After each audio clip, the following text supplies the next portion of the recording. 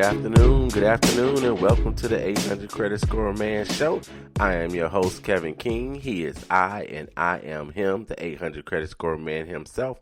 And I want to thank each and every one of you for coming in and giving me 30 minutes of your time every Saturday, 1:30 Central Standard Time, right here on Spreaker.com. That's Spreaker, Spreaker.com, but also available on iTunes as well as Google Play.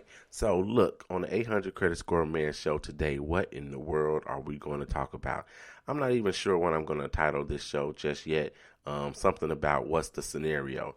On today's show, I'm going to give some typical credit profiles, and I'm going to give advice on exactly how to handle them to gain an increase in your credit scores. So stay tuned. I'm going to give these profiles, and your situation, your particular situation may fit one of these profiles, and you should be able to gain some knowledge and some experience from listening to the 800 Credit Score Man Show today. So stay tuned. Call your friends, call your family. Let them know that the 800 Credit Score Man Show is on the air right now. Hopefully, one of these profiles will fit you, and if it doesn't, I need you to share it. Share it with as many people as possible.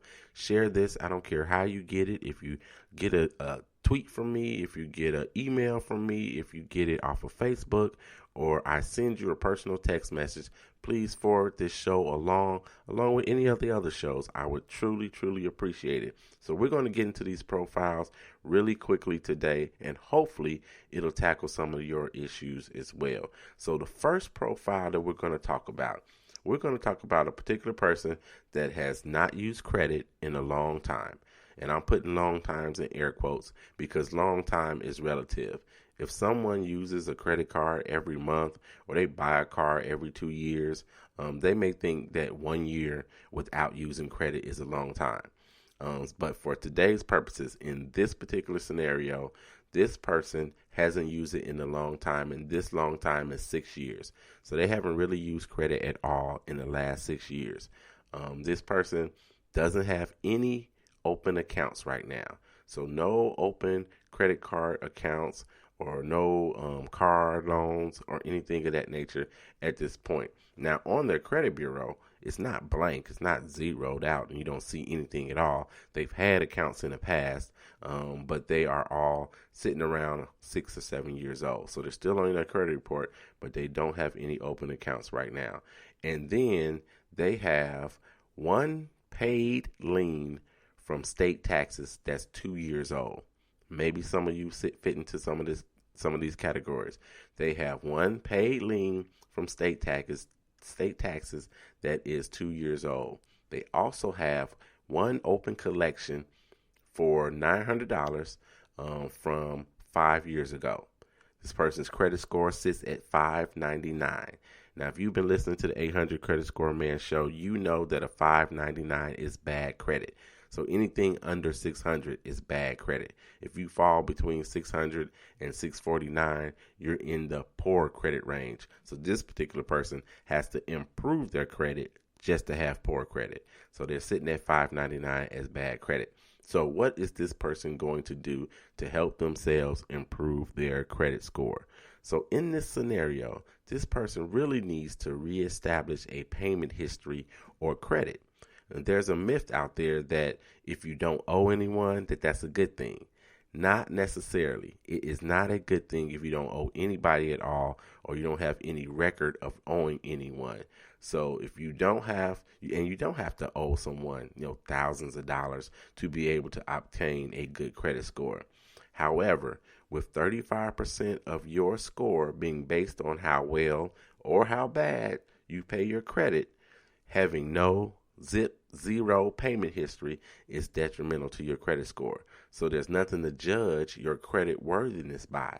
So you need something to be judged by in this particular instance. So what this person needs to do is to establish credit. Now, how are they going to do that with the 599 score? At a 599 score, of course, I said it's in the bad credit range. You can still obtain some type of credit card. Now, it may not be your traditional credit card where you see the guy on TV and you call the 800 number and they're going to give you a card. You may have to get a secured card. And I know oftentimes I talk about utilizing credit card. And the reason I do is because it's one of the simplest and the easiest ways to help yourself establish credit or to help you gain some additional insights and boost your score by using a credit card. It may seem like it's a debt trap.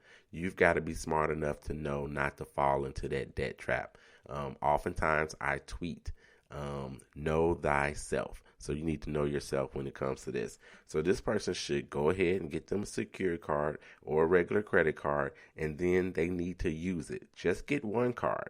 Get one card, use it once or use it twice, pay the bill on time over the next couple of months. The interest rate, if you were to go out and use $30 or $40 on the card, should not break you. If $30 or $40 or the interest on $30 or $40 will break you, then you need a budget or you need a second job, and that's not my forte, and I can't help you with that. But go out and just utilize the card in a small amount and make a payment over the next couple of months. So the credit bureaus have an opportunity to see that you're actually using the card, and they'll have something to quote unquote judge you on, right? Okay, so then typically what I would usually say is to go out and buy dinner with your card and then make that payment over the next couple of months. Now, recently I was speaking to one of my clients and she mentioned buying gas for her car with the particular card. Now, I thought that was a great idea. I never really thought about just utilizing it for something like that. Be careful when you're utilizing this card. It's not for you to go on a big shopping spree, not to use it for something frivolous. Use it for something that you would typically pay cash for and you typically have the money for. So utilizing it to buy gas in your car is a good thing. So for me right now, it costs me about $24 to fill up my tank. So if I was to do this, I would go out, I would fill up my tank, it costs me $24. I make a payment. A payment is probably going to only be $10. Maybe they have a minimum that you have to pay $20. I'll make a payment on it, $20, and then I have that $4 left over. And the next month, I'll pay it off. So it'll be $4 and some change, correct? Or maybe even $5. So that's what you want to do to help yourself establish some credit if you're in this particular situation.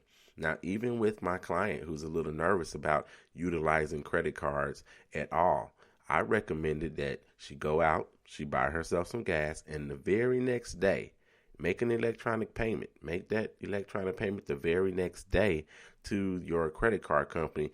That way, you know when the bill comes, it's already been paid. You won't miss it, and you won't go past 30 days late because you've got to make your payment on time. None of this works at all if you don't make your payments on time. So let's go ahead and let's tackle this paid state lien or the judgment that this person has. So if it's statewide, unfortunately, I'm sorry, but that credit is going to, that charge, that collection is going to be on your credit report. Most states do not remove those things from your credit report, unfortunately, even though they're paid. So it's going to stay on there and last the entire length of time, of which we know that it's going to be 7 years. Now, if you have a federal lien, if you have a federal tax lien and you've paid it, there is a chance that that can be taken off of your credit report. If you fall into that situation and you have had a federal lien on your credit report, then contact me at 800-creditscoreman@gmail.com. Again, that's 800-creditscoreman@gmail.com. I will get right back to you with the form number that you can use to ask the federal government to take that off of your credit report. All right, so this person also had what? A collection. They had that $900 collection. It's 5 years old. And what are they going to do about it? Of course, it's impacting their score.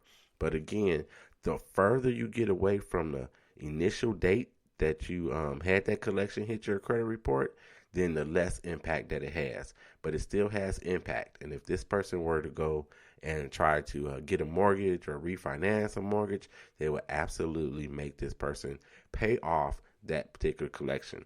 So they have a $900 collection. It's 5 years old. So this is what that person needs to do.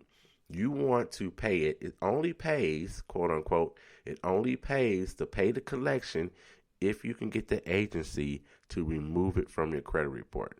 Now, this person hasn't used credit really in 6 years. Maybe they won't use it again in another 2 years because this particular account and this collection is going to fall off of their credit report after 7 years. So maybe they just want to let it go. But if they don't and they want to go ahead and make a payment on it, then they need to ask them to delete it from their credit report when they make that payment. You've got to ask them to do that. It's a very good idea to get that in writing from them prior to you actually making that payment. So what you're going to do is you're going to call this collection agency and they're going to say, hey, you owe us $900. Can you pay us today? And you're going to say, no, I can't pay you today, but I will pay you at the end of the month. So let's say we're already close to the end of the month now. So let's say February 28th, I will make the payment by February 28th. But I'm not going to pay you guys $900. I want to pay you $400. That's really all I have.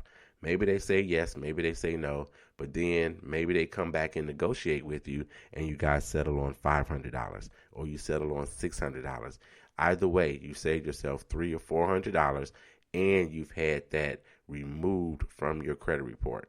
Now, when you get it removed from your credit report and you've taken care of the other things, your credit score is going to go up. So if that's the only thing that you have on there that's dragging your credit score down, you're no longer will be in the bad range. You'll move up to poor, and you may even surpass that and go into the fair range as well. So at this point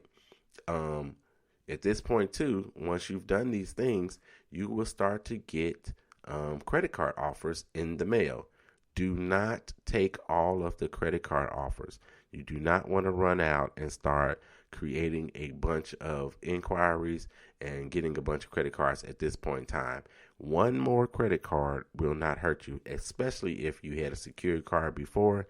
Now you can get a regular credit card, then I would suggest you go ahead and do that. At the same time, you always want to keep that balance under 30% of whatever the limit is on that card.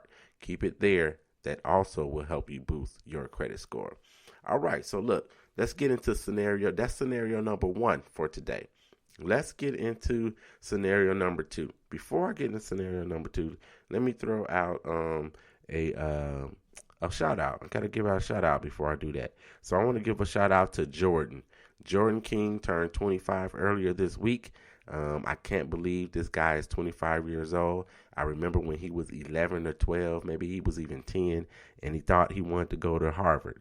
And so I took him on a trip to Harvard, to Cambridge, Massachusetts. Still can't believe to this day that his mom and dad let him go with me. But no harm, no foul. I didn't lose him. I fed him while we were there and on the way back. So, hey, so happy birthday to you, Jordan. Happy 25th birthday, man.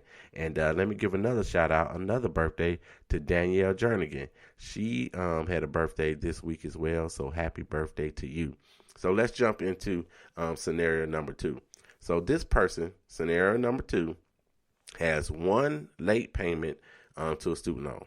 They have one late payment on a mortgage.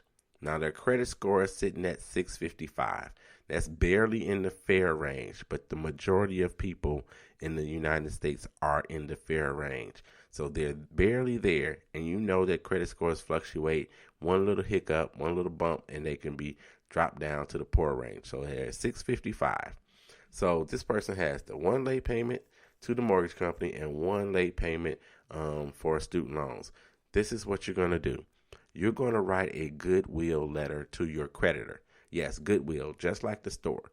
GOODWILL. You're going to write them a goodwill letter. And in your letter, you're going to tell them, that you forgot, or you're going to tell them that you had an unexpected emergency, that you lost your job, or whatever it is. But above all, you're also going to tell them that you value your account with them and you value your credit. And you're going to request that they remove your late payment from your credit report. Now, you're also going to remind them that you have always paid them on time. So if that's the case, you've only got this one late payment on either one of these accounts, you're going to write them separate goodwill letters, and you're going to ask them to remove that late payment from your credit report. Now, if that happens, you're going to see your credit score go